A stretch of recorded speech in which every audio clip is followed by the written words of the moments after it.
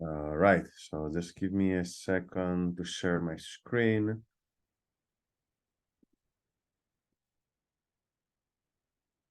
Perfect. So can everyone see my screen now? Okay, I assume that's a yes. Otherwise, you'd have let me know.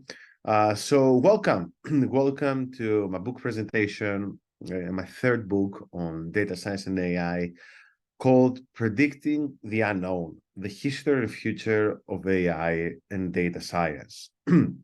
So today we're going to discuss about like a very high level overview of the book, what the book is about. And at the end of the presentation, if you stay all the way until the end, and then you send me an email to this address, I'll be more than happy to share with you a free PDF of my book, which you can also find on Amazon, of course. So a few words about myself. For those of you who don't know me or my work, I've been in this space for more than 10 years. That is the space of data science and AI. I'm the CEO of the Tesseract Academy. I've really dedicated my whole career to AI, whether it's helping businesses with AI or whether it's teaching others how to become data scientists or how to use AI within their organizations. I'm a data science advisor at London Business School, a member of UCL's Blockchain Center. We also did my PhD in machine learning, and I've written 3 books. The first book is The Decision Maker's Handbook to Data Science, which is a book really geared towards entrepreneurs and leaders who want to know more about data science. The second one is called Business Models in Emerging Technologies, which is a book primarily for business school students as well as entrepreneurs who want to learn more about data strategy and how some emerging technologies like blockchain are going to change the landscape of our society and business. And then the third book, which is the one we're going to talk about today, is called Predicting the Unknown. And it concerns the history of data science and artificial intelligence. So why this book? Why do we need a book like that? So I believe that artificial intelligence, there's no denying that it brings profound changes to our world.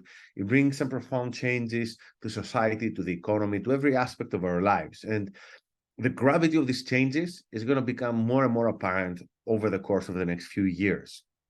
So this book, which is, I mean, it's not very long, but it's not very short either. It stands at about 85,000 words or so, provides a complete and concise historical overview of data science and AI without really delving too much into technical details. Okay. So my objective behind this book was to give access to anyone who's interested about this topic to everything that someone should know about AI and data science and how they're going to affect every aspect of our lives, whether it's the economy, whether it's our everyday lives. Okay. And the reason I did that is because I believe that history helps us see the wider picture. Okay, we live in an era that's dominated by buzzwords, by hype, by fear and uncertainty. And understanding history helps us zoom out and see the big picture and say, wait, AI is not a new thing per se. It's been around in one form or another for more than 2,000 years. And what we're seeing right now is just the latest evolution. So this is where things are going to go to in 5, 10, 20, 50 years from now. So this is really my inspiration. And I wrote this book in a way that it's not written for a technical audience. So you don't need to have a PhD in mathematics or anything like that to be able to read the book and understand it. At the same time, I think it's a book that is not boring for someone who has technical background. So I believe a technical audience will still appreciate what this book has to offer. I delve deeper into certain technical topics in some chapters, like survival modeling or neural networks or Bayesian statistics. However, going through equations or anything like that, it's not a prerequisite to understand the book. This is just there for those of you who actually like this kind of analysis and would appreciate it. So this is not meant as a textbook, but it's really meant as a valuable handbook for pretty much everyone, right? So I don't think this belongs in the textbook category. I believe it belongs to the popular science category. It's a book really meant for anyone and everyone who wants to understand more about AI and data science and its impact on the world. And now let's move on and discuss more about the different chapters of the book and how they tie in all together. Again, for those of you who just joined, if you want to get a copy of the book after the end of this presentation, feel free to shoot me an email to this address. I'll be more than happy to share my presentation with you. So that being said, this book has quite a few chapters and it makes a historical narrative. Okay, so we start with the first chapter is called The Brief History of Uncertainty. And the reason it's called like that is because the original title of the book was called Uncertainty. So I really set out to build a narrative around the fact that AI and data science, they're what I call technologies of uncertainty. So these are technologies which allow us to control certain aspects of our world, of which is fundamentally uncertain, in order to increase our chances of survival. And I start from really ancient times and I take an evolutionary perspective to that problem before I move on to the ancient times and then the Middle Ages. So then the book covers some of the foundations of logic. But again, we're not talking about logic in an abstract manner. We also go through the biographies of the philosophers and the people who set out some of those foundations which have now led us to this AI revolution. Then we move on to discuss in the chapter about swans and space invaders. And then we talk about probability theory. Then we move on to probability distributions. That's where things get a bit more mathematical. Some alternative theories of probability. And then we move on to some of more current developments like statistics, machine learning, causal inference, obviously large language models, forecasting, how it's applied in the world, then the limits of prediction, which is some of my favorite chapters, where we're talking about how much we can really predict what can we really predict the future? Can we predict where social systems how social systems are going to evolve? Or is there some fundamental limit to that? Before moving on to some chapters around some other developments like blockchain, how the mind interprets uncertainty, as well as how all these technologies are going to affect the. Okay, so the key narrative, as I mentioned earlier on, sorry, I think someone's is not muted. Let me make sure to mute everyone. So the key narrative is that is again around uncertainty. This book was originally called Uncertainty because I do believe that AI and data science are nothing else than attempts for us humans as a species to control uncertainty in our environment. So if you think about it, for example, we've been hearing about predictive modeling, okay? So what predictive modeling means is you can predict something, whether it's something in the future or whether it's something in the now. And this goes back to what I discussed in the beginning, that I like this book to give you this zoomed out perspective so you don't get overtaken by hype. So really all these technologies are doing is in different forms and formats with different strengths and weaknesses. They're trying to solve the same problems, the same questions. It's been the same thing for more than 2,000 years, okay? So the reason the book is not called Uncertainty is because my publisher thought that Predicting the Unknown is a sexier title, okay? So that's it. And maybe it is, actually, to be honest with you. I'm not like, again, I'm a researcher and a practitioner, but and an author, but maybe I'm not the best person in marketing, as you might have guessed. Then in the second chapter, as you see, there are quite a few chapters. We move on to the problem of induction. So now I'm doing a breakdown of the different chapters, which again, you can get access to them if you just drop me an email. And the problem of induction is a very interesting problem in philosophy, which has carried over to the world of machine learning, which essentially it comes down to, if you have a few data points, how can you generalize from that? Okay, so if, for example, okay, let's talk about the practical example. Let's say you run a business and then you have some customers who decide to churn, and then you have a data set of 1,000 customers. Some churn, some stay with you.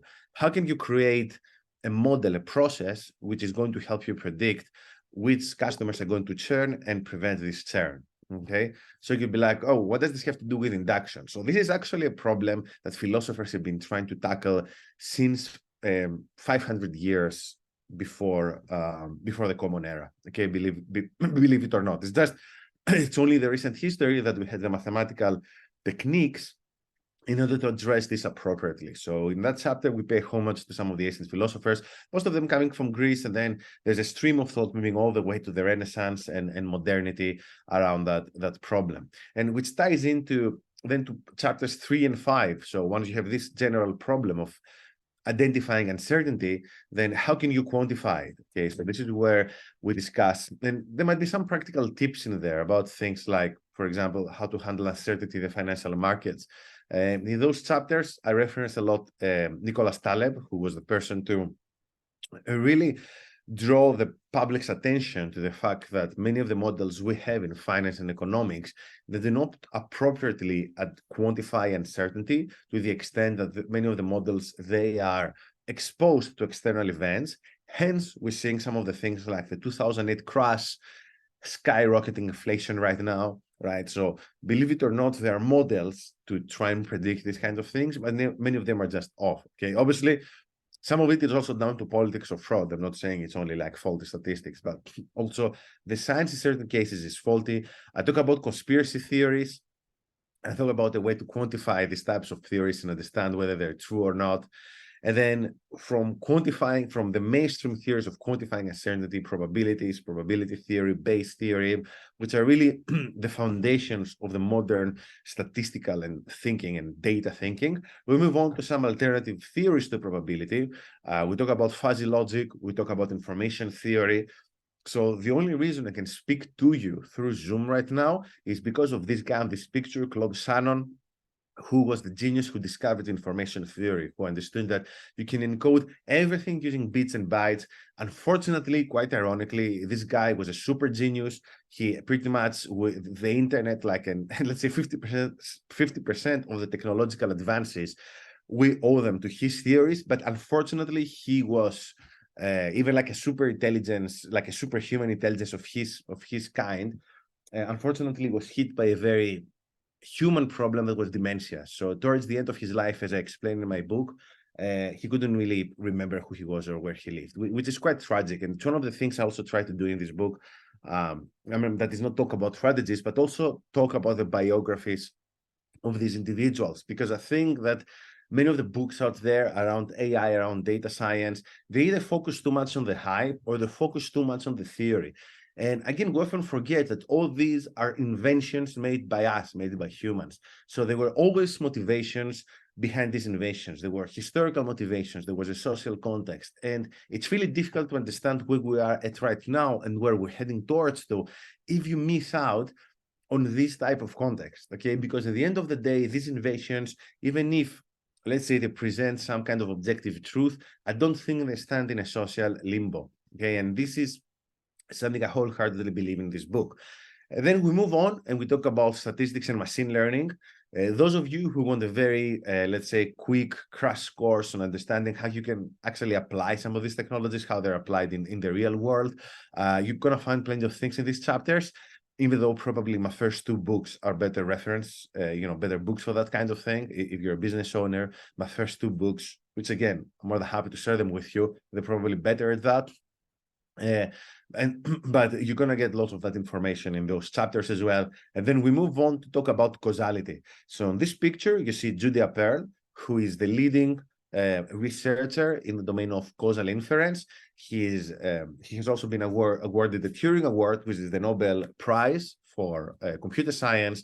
And he believes the next frontier in intelligence is going to be in causal inference. Is it going to be or is it not going to be?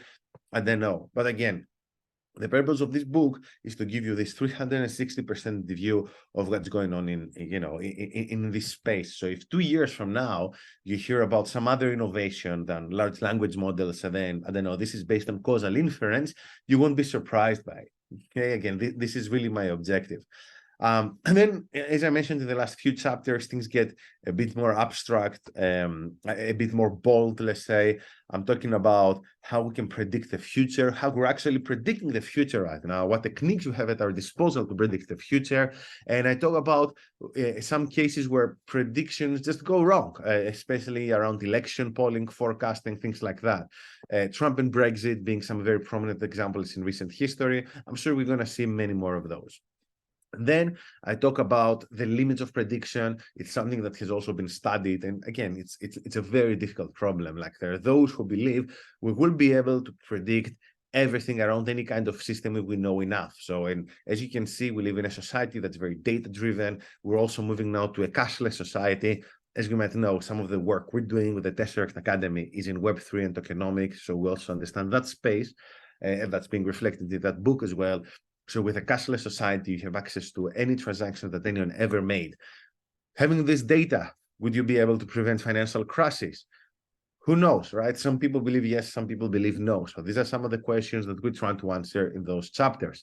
Then we move on to discuss psychology and biology. So we drill down into the human mind to explain how we interpret uncertainty, because I mean, there are multiple ways to go about it. First of all, something which many do not know is that the original the original, let's say, researchers behind AI were very interested in cognitive psychology and cognitive science. Thank you, Alan. See you later. And they get lots of inspiration from psychology and neuroscience. And this has been ongoing. So large language models have largely been inspired by the way the human attention works, like the human mind. And our minds, they're also machines that work in a similar way to machine learning algorithms that try to identify patterns. So this really helps us, again, from this zooming out perspective. This gets you, let's say, this gives you a different level of abstraction where you see that all these things we've been discussing so far, they're not just random human inventions. They're also things which exist inside us through evolutionary adaptation. So there's something more there, you know, so there's something more than just like random equations and cool graphs on paper. And then we move on to chapters 14 and 15. So I made a small typo there, talking about blockchain and the economy of trust. Again, blockchain is not directly related to data science and AI, even if many people want to make it out to be. However, I think it's what I call a technology of uncertainty. It's essentially a technology of trust. It's one more way to handle uncertainty in some parts of our world. In this particular case, it's primarily about transactions. And then in the final chapter, we talk about economies of prediction. That is how everything we discussed in the book is going to affect the economy. And essentially, the way, I mean, one of the things I'm discussing is how improved predictions about the future are going to affect businesses, business models, and different aspects of the economy. Imagine, for example, if you had no ability to predict the weather. Okay, imagine how this would affect global travel. Again, these are things we take for granted, but they're all really depend upon this series of innovations happened over centuries, which we now take for granted. And in 100 years, what we're now calling AI is going to be taken for granted, right? And again, my objective is to demonstrate how through the stream of thought, where the future lies. So why should someone read this book? Well, I think that knowing the past can help you predict the future. And I wholeheartedly believe this is one of the best books out there for you to really understand what AI is and where it's going. And again, as I mentioned, just drop me an email. And I can send you my book for free. So there's really no excuse not to read it. And I believe in the near future, there's going to be a lot. Everyone will need to be what I call AI aware and data aware. And that's actually the work we're also doing with the Tesseract Academy. We're planning to start an AI coaching program on AI and Web3. And right now, we're planning to run a free pilot. So if you're interested in that, again, just make sure to drop me an email. It's still early days, but most of the content is there. And yeah, thank you for being here. As I mentioned, DM me. I see some people are already sending me messages here. That's perfect. Feel free to send me an email directly. Yeah, I'm very happy now to take any questions if you have.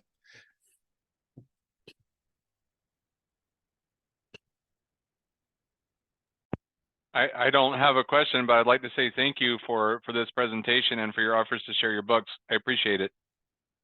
Yeah, the pleasure's all mine, Matt. I think AI and data science and Web3, they're really transforming our world. So the work I'm doing now with the Tesseract Academy as well, as an individual through my books, I really feel it's really important, right? So it's not like I'm trying to become rich by writing the next Harry Potter or anything like that. And I believe that, you know, whatever you give back to the community, it's gonna come back 100-fold anyway. Perfect. Thanks, everyone. Thank you for being here with me. Again, also with the Tesseract Academy, we run many events. We have a lot of free content. Primarily focused on two types of individuals. One is entrepreneurs and managers who want to understand how to use AI in their business. We'll help you create a roadmap and also implement it. We already have 5 or 6 clients right now with that offering. It's very popular. You can find it on our website. But we also help senior professionals who just want to learn more about AI and Web3 to become more competitive in the modern workforce. So if you're interested in any of that, feel free to reach out to me directly, and I'm more than happy to point you in the right direction. Thanks, everyone, and hope to see you again soon. Thank you, sir. Thank you very much. Bye. Bye. One quick question. Do you plan to be at the AI conference in late September in San Francisco? No, it's a bit difficult because I have a young daughter, so it's a bit difficult for me to travel. Okay. I'm just traveling. Yeah, I'm just in between London, Greece, and Romania these days. I'm gonna be attending COGEX for anyone who's in London in September. So happy to meet you there. Hopefully, I'm gonna visit San Francisco in the next few years. We'll see. Thanks for asking, Douglas. I think you have a question. Your book is very good. I really enjoyed it. I'm a philosopher myself, and I liked a lot of what you went over and so on and the whole thing. Are you going to be writing any more books on the same subject or in any way or whatever? Good question. So one thing I'm planning to do is I'm planning to write a new edition of my first book called The Decision Maker's Handbook to Data Science, and I want to add a chapter on generative AI in that book. So that's one thing I want to do. Then I want to write a book on token economics. It's just I don't know when I'm going to find the time, right? So it's because writing books, it takes so much time. I love it. We have to see. Yeah, so that's the plan. But yeah, just make sure to follow me like on LinkedIn and to get on our newsletters, or follow me on have my personal website, also the Data Scientist, because I always announce things there. It's quite likely that sooner than later there's going to be at least a new edition of my book, of my first book. Thank you. Yeah, thank you, Douglas. Andre is asking, what are your thoughts about how data science will make markets more efficient? So I think it comes down to a few things I'm mentioning in the book, which is primarily the fact that data science helps reduce uncertainty, which makes systems more efficient. So what I mean by systems more efficient, so let's say, again, the weather, right? If it affects the supply chain, you have better control over it. Pricing, if you don't know the optimal price of a product in a marketplace, data science can help you discover the optimal price. So that this leads to more profits, which you can invest elsewhere. So anytime you find yourself asking, what is the right decision to make? It's quite likely you can use data science to make the right decision, and then do this in an automated fashion. Recommender systems. So 30% or 35% of Amazon's revenue is down to its recommender system. Okay. So this is some of the things that are not very well known to the public, but they all have this common thread of either automation or reducing uncertainty, making an optimal decision when you don't know what the optimal decision is. I think this whole craze around big data in the last few years really revolutionized the industry, and now AI is going to bring an additional layer of automation to it. Yeah.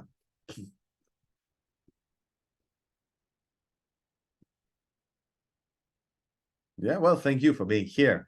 Okay, I think we're pretty much on time, and most people have to drop off. So thank you very much, and we hope to see you at some other of our events. And yeah, drop me a note, and I'll be sending you a copy of my book. Thanks, everyone. Bye bye.